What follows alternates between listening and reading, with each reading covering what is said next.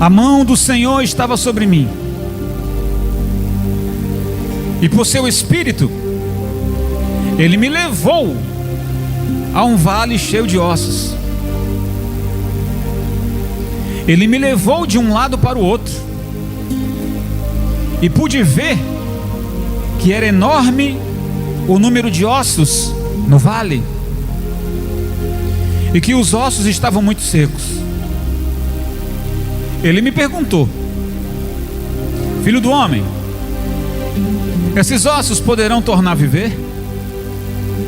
Eu respondi: ó soberano Senhor, só tu sabes.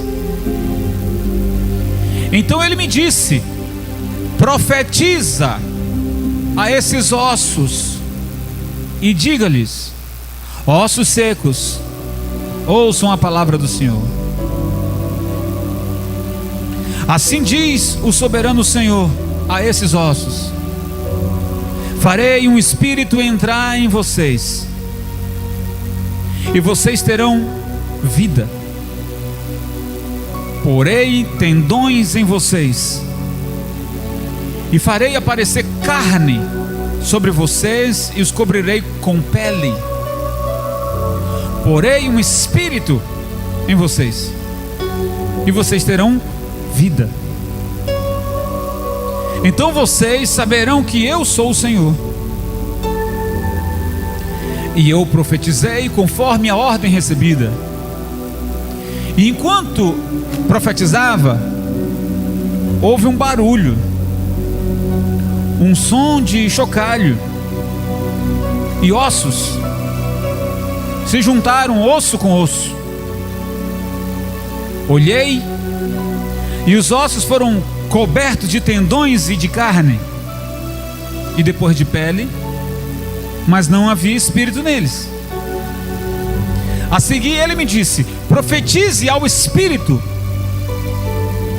profetize, filho do homem, e diga-lhe: assim diz o soberano Senhor, venha desde os quatro ventos, ó espírito, e sopre dentro desses mortos, para que vivam. Profetizei conforme a ordem recebida, e o Espírito entrou neles, e eles receberam vida. Eles receberam o quê? Receberam vida, e se puseram de pé. Era um exército enorme. Então ele me disse: filho do homem, agora preste atenção, gente. Esses ossos são toda a nação de Israel. Uma revelação aqui, viu, pessoal? Esses ossos são o quê? Toda o quê? Olha a revelação. Esses ossos são toda a nação de Israel. Eles dizem, o povo diz: nossos ossos se secaram, nossa esperança se foi, fomos exterminados. Por isso ele reafirma aqui, ó: profetize. A primeira coisa que lemos, pessoal, falou sobre uma visão. Agora ele está falando na real. Profetize e diga para o povo: assim diz o soberano Senhor, o meu povo, vou abrir os seus túmulos, fazê-los sair, trarei vocês de volta à terra de Israel. Vocês vão voltar para onde? Para a terra de quê? Então, se está dizendo volta para a terra de Israel, é porque eles estavam onde? Eles estavam num cativeiro chamado Babilônia. Verso 13: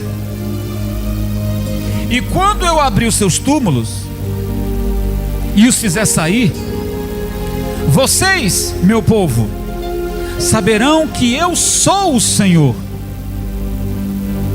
Porei o meu espírito em vocês, e vocês viverão, e eu os estabelecerei em sua própria terra. Então vocês saberão que eu, o Senhor, falei, e o fiz seus companheiros. Palavra do Senhor. Diga comigo: Senhor Jesus, fala comigo. Através da tua palavra, eu abro o meu coração para ouvir a tua voz. Gente, olha aqui para mim, preste muita atenção. Não é a primeira vez que você lê essa palavra. Essa palavra, existem muitos sermões sobre ela, muitos louvores sobre essa passagem que acabamos de ler. Mas às vezes é necessário a gente vir aqui e falar o óbvio, porque essa palavra ela está apontando que o povo de Deus, primeiro o Senhor mostrou uma visão ao profeta Ezequiel. Em uma visão, um vale de ossos secos. Imagine aí agora um vale. O que é um vale? Vale é um lugar baixo, e nesse vale um monte de ossos. E Deus está mostrando uma visão ao profeta Ezequiel, dizendo: você está vendo esses ossos? O Senhor está dizendo para ele: você crê que esses ossos podem reviver? Tratava-se de era uma visão, tá, pessoal? Quem está entendendo, gente? Era uma visão, Deus estava mostrando. Está vendo esses ossos? Eu estou perguntando para você: você crê que esses ossos podem tornar vida? E o profeta diz ao Senhor na visão: ó soberano Senhor, só tu sabes. Parece que o profeta está num estado de demência. Será que o profeta está no estado de dizer: peraí, eu estou vendo tanta coisa ruim acontecer no meio do meu povo? Que coisa ruim? Primeiro de tudo, o povo de Israel não estava morando em Israel. Estavam onde? Na Babilônia. Eles estavam na Babilônia porque queriam? Não. Eles foram levados à força. E aí a pergunta de ouro: mas por que, ô bispo, que Deus permitiu que o seu povo fosse retirado da terra de Israel e fosse levados obrigados ao exílio à Babilônia? A resposta é simples: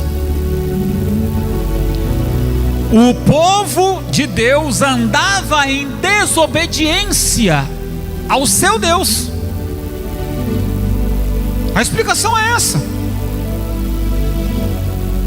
Então, quando Deus pergunta para o profeta Ezequiel: você crê que esses ossos podem reviver? Ele não vai dizer direto assim: eu creio. Ele diz: eu creio? Ele não diz: eu creio. Mas por que ele não diz: eu creio, Senhor?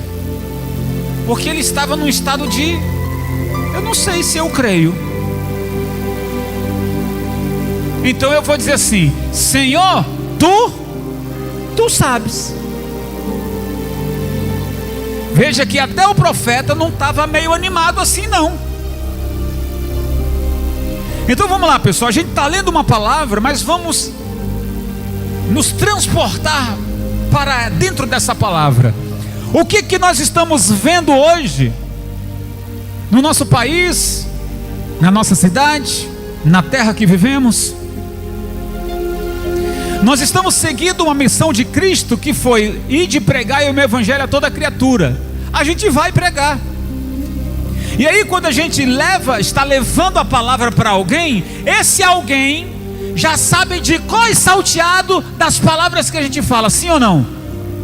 Sim ou não?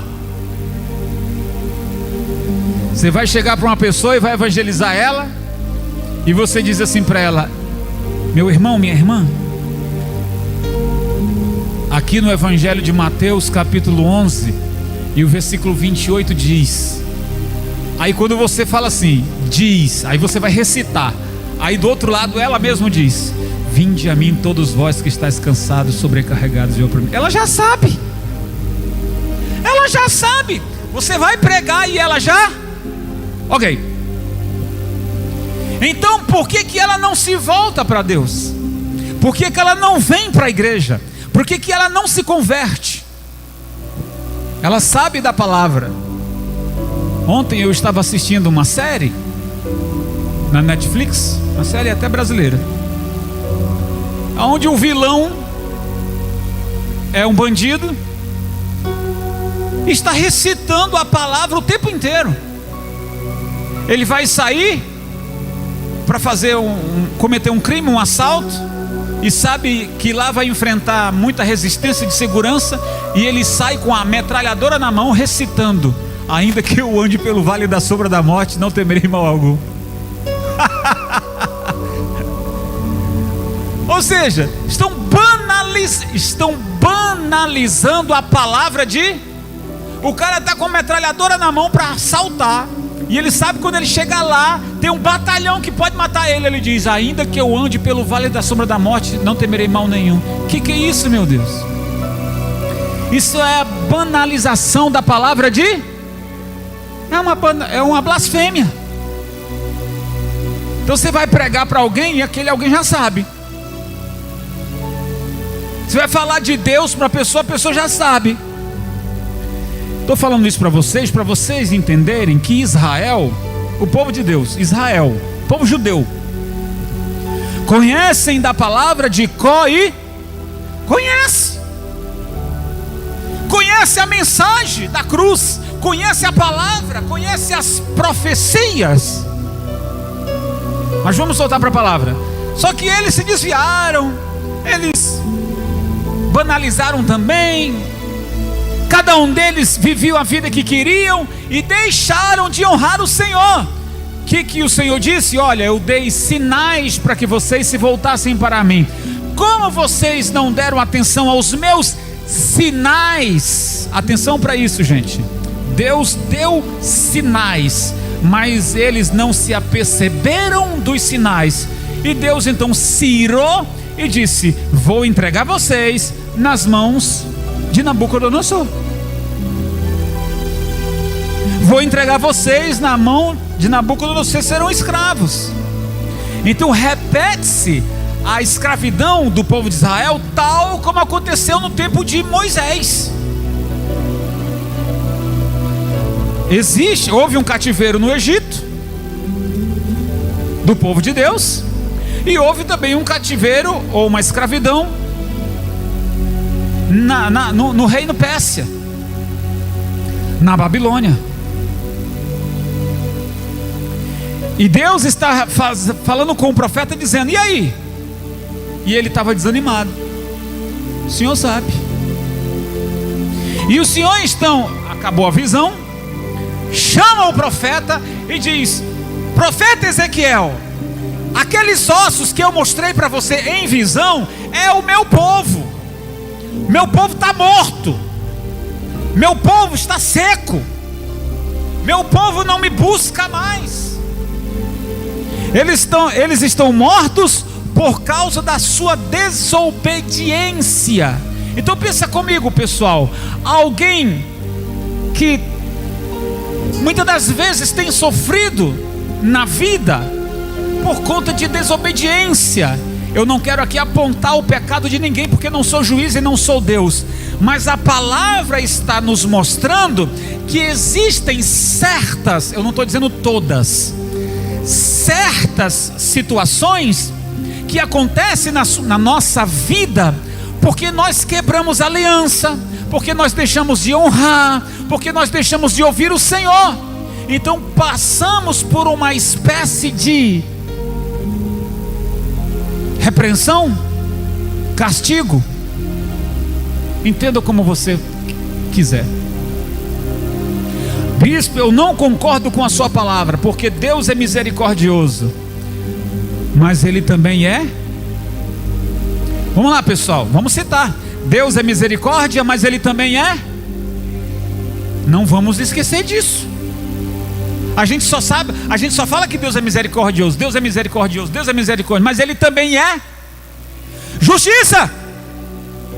Em outras palavras, Deus não é palhaço. Deus é Senhor. Ninguém brinca com Deus. Não se brinca com o Senhor. Então o Senhor está dizendo, vamos lá, olha a misericórdia. A justiça já estava sendo aplicada, certo? A justiça estava sendo aplicada por causa da desobediência. O povo estava preso no cativeiro. Só que o Senhor diz, olha agora a misericórdia. Você vai falar para o povo, você vai pregar para o povo. O povo de Israel, vocês estão mortos, mas se vocês ouvirem a voz do Senhor, então o Senhor ressuscitará vocês. Como assim, bispo? Estavam vivos ou estavam mortos? Estavam vivos fisicamente. Vamos lá, pessoal, estavam vivos fisicamente, mas espiritualmente estavam o quê? Mortos. Mortos espiritualmente. Uma morte, o que uma morte espiritual faz na vida de alguém? Uma morte espiritual causa desânimo. Uma morte espiritual causa sempre a presença da dúvida e do medo. O que uma morte espiritual causa numa pessoa? Insegurança. O que uma morte espiritual causa numa pessoa? Desprezo pelas coisas de... Ela continua crendo, mas não vivendo. Satanás crê na palavra. Ele crê em Deus. Eu estou falando de Satanás. Ele crê, mas ele nunca se firmará, porque ele é diabo. Então o que uma morte espiritual causa numa pessoa? Desprezo pela palavra de Deus. Vem alguém e faz uma pregação sobre exortação,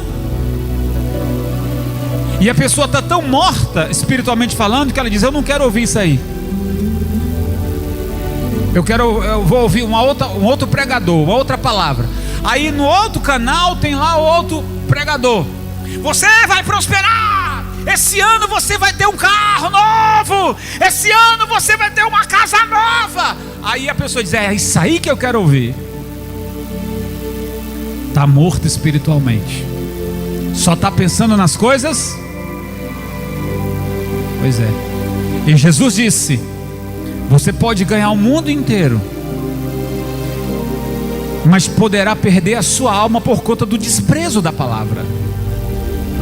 Era exatamente isso que o povo de Israel estava vivendo, pessoal. O povo só queria ouvir palavras que viessem massagear o ego deles. Mas quando vinha um profeta dizendo, minha gente, vocês precisam se converter, vocês precisam se voltar para o Senhor, vocês precisam andar no caminho, essas palavras não agradavam. E assim como acontece hoje, você vai pregar para uma pessoa, a pessoa já sabe. Você vai ler um texto da palavra, a pessoa já sabe. É capaz de dar até as referências que talvez você nem sabe e ela sabe. As referências bíblicas, o livro, o capítulo, o versículo, pá. Mas não vive. Não vive. Vamos lá, vamos entrar na mensagem. Então o profeta estava meio assim, e o Senhor diz, vamos lá, você vai pregar para eles e vai dizer, se vocês ouvirem, o Senhor vai soprar um vento, e esse vento vai fazer com que esses ossos se liguem uns aos outros, virá carne, virá nervo, virá pele, haverá um corpo formado, e haverá um espírito que virá dos quatro cantos e entrará nesse corpo, ou nesses corpos, e se levantará um grande exército, e esse exército saberão que eu sou o Senhor. Era um desafio e tanto para o profeta Ezequiel. como para nós também é, nos dias de hoje. Pessoal, eu vou contar um negócio para vocês. Não é fácil ser pastor. Pelo menos pastor verdadeiro, né? Porque tem pastor de ovelha, tem o falso pastor de igreja e tem o verdadeiro pastor. A Bíblia diz que o verdadeiro pastor dá a vida. E esse dar vida significa também suportar, aguentar.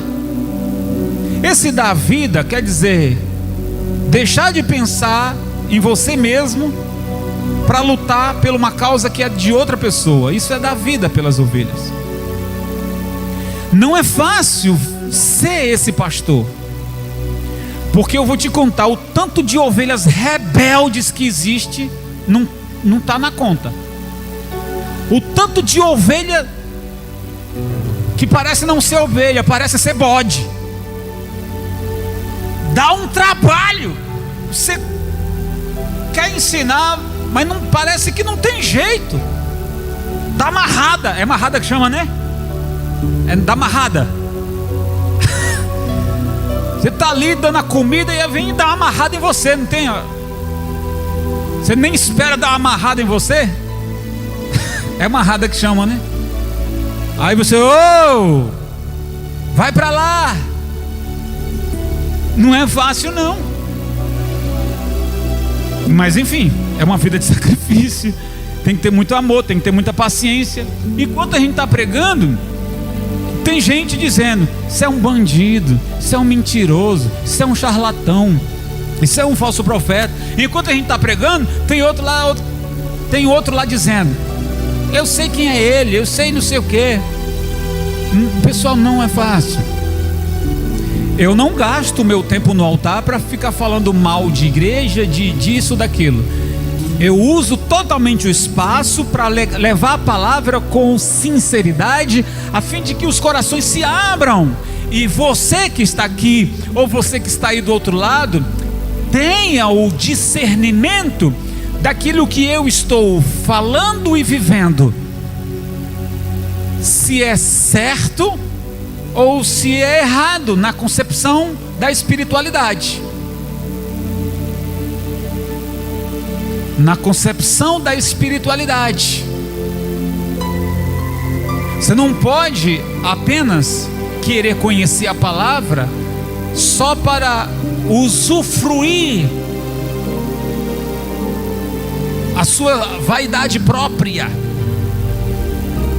Não, nós temos que servir a Deus. Olha a palavra que já soltei: servir. Somos o que, gente? Servos. E o servo não faz a sua própria vontade. O servo faz a vontade do seu Senhor, e com alegria. Faz a vontade do seu Senhor, não por obrigação, não com tristeza e não com a cara amarrada. Faz com alegria, faz com prazer, servindo ao seu Senhor. Bom, essa é a concepção dentro da espiritualidade, de que Deus, olhando para nós, Ele fará o julgamento, porque foste um servo bom e fiel. Entra no gozo do teu. É Ele que vai fazer essa leitura, é Ele que vai fazer esse julgamento, é Ele que vai dizer. Não cabe ao pastor, não cabe a qualquer pessoa a dizer: você vai para o céu e você vai para o inferno. Isso não compete a nós, humanos. Mas o Senhor, um dia, julgará cada um de nós, dizendo: porque foste um servo bom e fiel. O bom aqui, pessoal, o que se aplica na palavra bom é alguém que foi correto.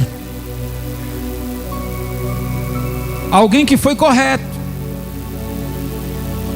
Mas existe a outra frase: servo mau, apartai-vos de mim, eu não vos te conheço. Mas como não, Senhor? Estive na igreja, estive na tua presença, dei meu dízimo, dava oferta, eu estava lá. Apartai-vos de mim que eu não te conheço. Como não me conhece se eu estava lá? Você estava lá, mas você não foi fiel. Você teve a oportunidade. Você ouviu a minha palavra quando o meu servo pregou dizendo: ossos secos, ouçam a voz do Senhor. Ou seja, aproveite a oportunidade. Ouvir aqui é dizer assim: Deus está puxando a minha orelha, Deus está dizendo que eu tenho que me consertar nisso, e eu vou fazer isso. Isso aí é dar o quê? É dar ouvidos. Você aproveitou a chance, você aproveitou a oportunidade. O que aconteceu com você? O Espírito do Senhor veio sobre você, restaurou o seu corpo, restaurou a sua saúde, restaurou a sua paz de espírito, restaurou a sua alma. E o que aconteceu com você? Você se levantou, você se refez. Você estava perdido, mas agora foi achado, ressuscitado. Você agora que é um coração ardente na presença do Senhor, que está fazendo a diferença. O Senhor disse: servo bom e fiel, entra no gozo do teu Senhor. Então, gente, Deus está mostrando essa promessa para mim e para você hoje. Ela ainda está de pé. Embora eu e você, não sendo judeus, porque nós não nascemos lá, mas nós somos enxertados por conta do sacrifício de Jesus.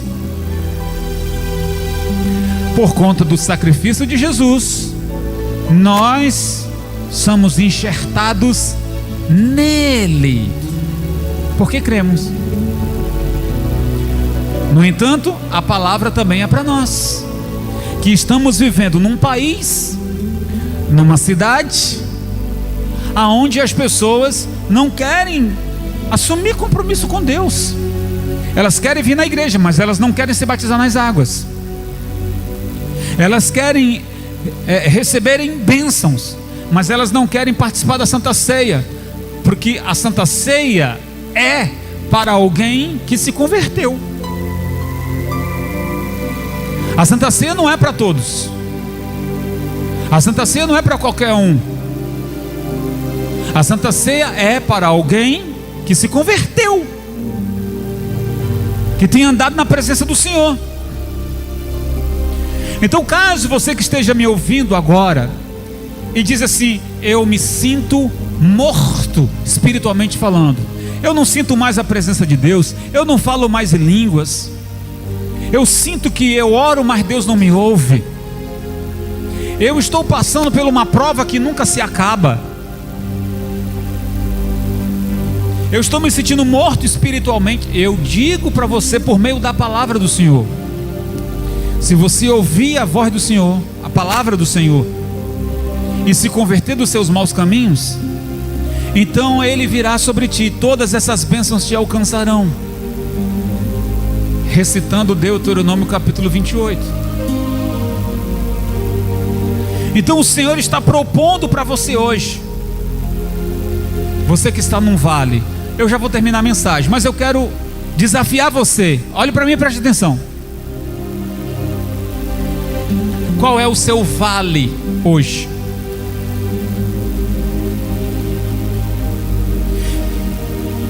Se Deus trouxesse para você uma visão, eu estou falando para você, como Ele fez com o profeta Ezequiel. Se Deus entrasse no seu quarto e mostrasse para você o vale da sua família, e mostrasse para você o vale de doença, e mostrasse para você o vale de desemprego, o vale de crise, e mostrasse para você um vale totalmente desagradável a você, e dissesse para você: filho, filha, eu estou vendo que você está nesse vale. Você crê que desses ossos podem ressuscitar? E você vai agir. Você vai agir dizendo: Senhor, eu creio. Diga agora: eu creio. Eu creio, Senhor, que o Senhor vai me tirar desse vale de escassez, de doença, que o Senhor vai me tirar desse vale de incredulidade, que o Senhor vai me tirar desse vale de sofrimento. O povo de Israel estava na Babilônia, não estavam lá numa colônia de férias, eles estavam lá obrigados a trabalhar sem receber salários, escravos. Um vale. E o Senhor está dizendo, o versículo 9: profetize ao Espírito. Vamos lá, gente, verso 9: profetize, filho do homem, e diga-lhe: assim diz o soberano Senhor, venha desde os quatro ventos, ó Espírito, e sopre dentro desses mortos, para que vivam. Diga: eu creio. Eu creio. Para uma situação que você perdeu o controle, eu creio. Você está profetizando: eu creio, eu verei a glória de Deus. Para um filho, para um parente, para um familiar que piora cada vez mais, você vai profetizar e vai dizer: eu creio que o Espírito do Senhor vai soprar sobre esse morto e ele vai reviver. Eu creio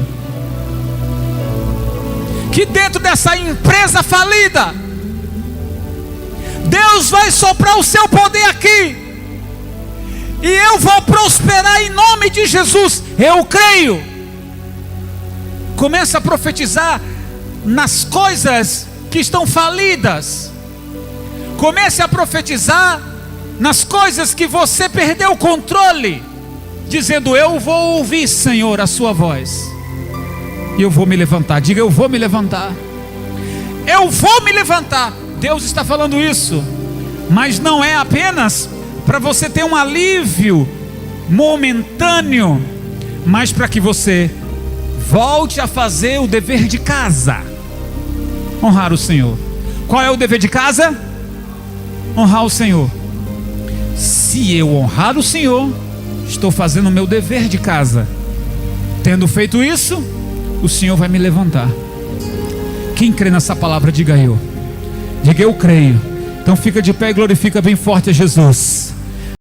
Uau, que alegria ter a sua companhia aqui. Desejo muito que você aplique tudo que você aprendeu. Meu desejo aqui é alcançar o maior número de vidas para Cristo através da palavra. Então compartilhe esse vídeo para com seus amigos. Que o Senhor te abençoe e te guarde sempre. Fique na paz e até a próxima.